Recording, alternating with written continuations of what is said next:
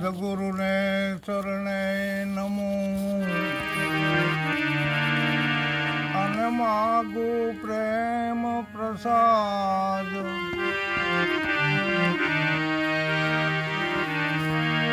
દયા કરીને તમે આપજો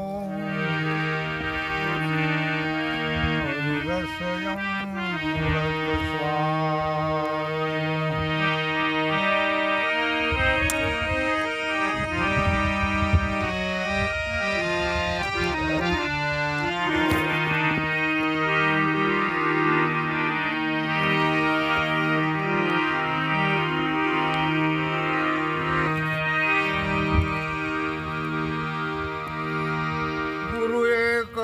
તો બલી કરી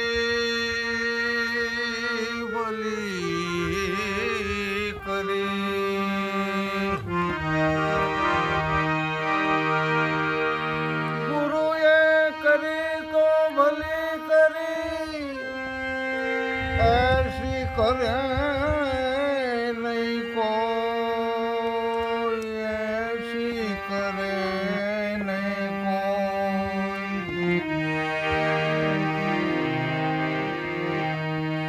સાત દીપ અને નવખંડમાં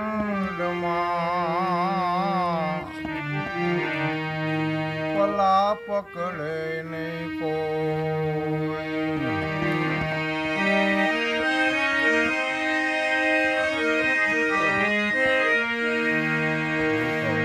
સજ સજ જન સતગુરુ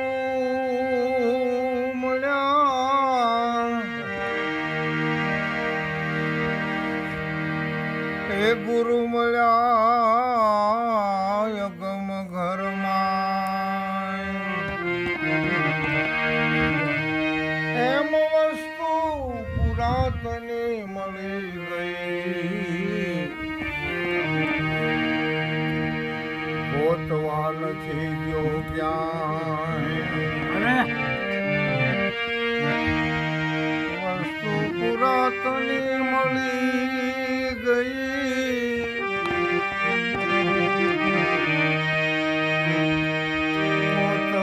નથી ગયો ક્યાંય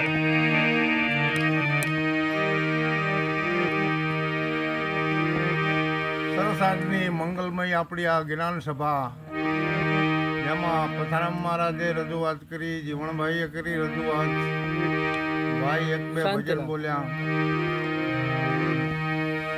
પણ એવી વસ્તુ પુરાતની કઈ છે કે જેથી કરીને ઘરે બેઠા આપણને પ્રાપ્ત થાય. તો જૂનામાં જૂના ધર્મની વાતો છે, જૂનામાં જૂની વસ્તુની વાતો છે. આત્મા કોઈ નવો નથી, આત્મા જૂનામાં જૂનો છે. અનેક અવતારો ધારણ કરી અને આપણે અત્યારે માનવ તનની અંદર આવ્યા છીએ.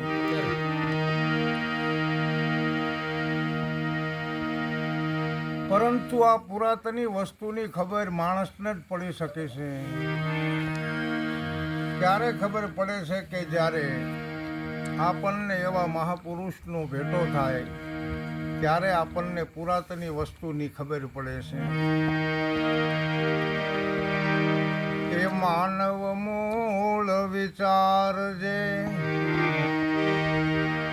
માનવ મૂળ વિચારજે, તું ક્યાંનો છે રહીશ. અગમ ઘરની જો તને ગમ પડે, અગમ ઘરની તને ગમ પડે ભાઈ, તો કોઈને નો કહી. કારણ કે જૂનામાં જૂની વસ્તુ એ તો અગમ છે અને અગમની ગમ પડે એટલે જ્યાં ત્યાં વાત કરવાની નથી. એવી પુરાતની વસ્તુ સહેજે સહેજે જો આપણને સદગુરુનો ભેટો થઈ જાય તો એવી વસ્તુની આપણને પ્રાપ્તિ થાય છે. તો ખરેખર એમ કે આપણે આ પુરાતની વસ્તુની પ્રાપ્તિ શા માટે કરવાની છે?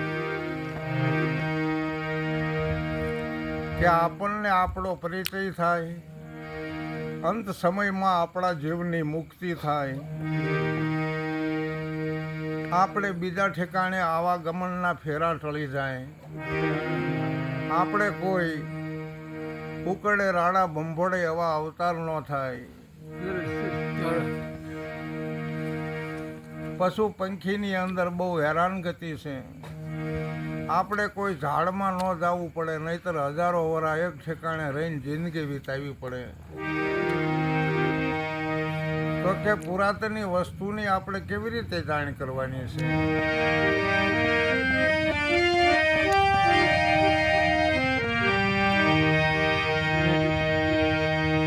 ભજનવાણી દ્વારા આપણને સમજાવે. પોતામાં પ્રભુ જોને પરગટ રીતે એ હરદમ દિએ છે હોકારો.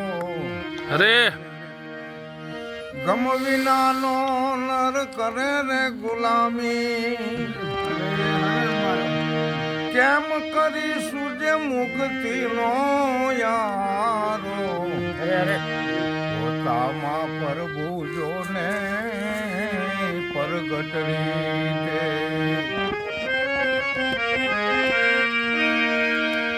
હરદમ દિએ છે હોકારો. પોતામાં પ્રભુ જોને પરગટ રીતે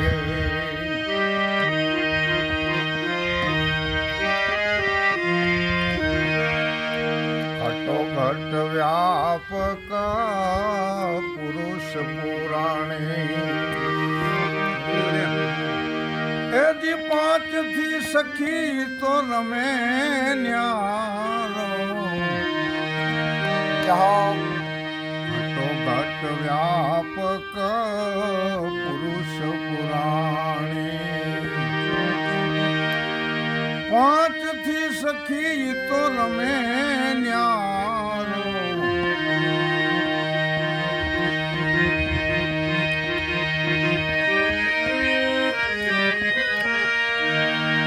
એ પડદે રહીને ઈ તો પોષણ કરાવે, એ જગતનો ઈ જીવાડનારો. પોતામાં પ્રભુ જોને પરગટ રીતે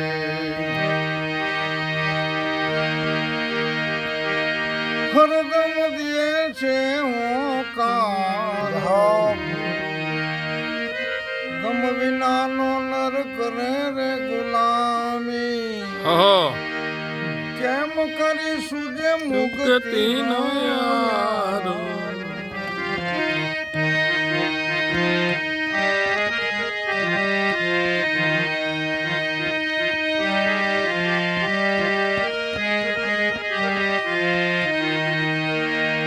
જાગૃત સપનું ને સુસુમતી મેલી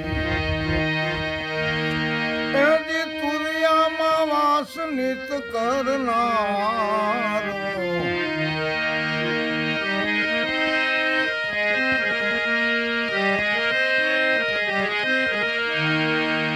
એ જોગી જોગ બધા કરે દેકારો.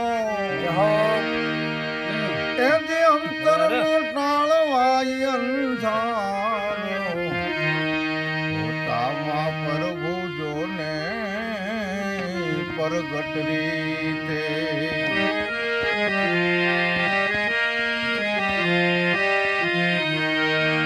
એ જે હરદમ દિએ છે હોકારો. ગમ વિનાનો ઈ તો કરે ગુલામી ગુલામી, કેમ કરીશું જે મુક્તિ નો યારો.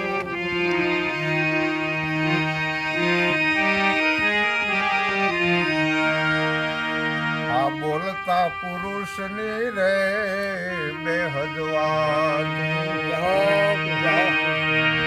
પરખે કોઈ પ્રભુનો પ્યારો. એ સુખરામ કહે છે સ્થિર મેલમાં બોલવા સતાઈ 52 બારો તામાં પ્રભુ જોને પરગટલી તે આર્દમ દે છે હોકારો ગમ વિનાનો એ તો કરે ગુલામી કેમ કરીશું જે મુક્તિનો યારો તામાં પ્રભુ જોને પરગટલી તે સરસ મજાની સુખરામ મહારાજની જે વાણી આપણે સાંભળી સુખવિલાસ ભજનાવલીની અંદર ઘણા બધા ભજન આપ્યા છે.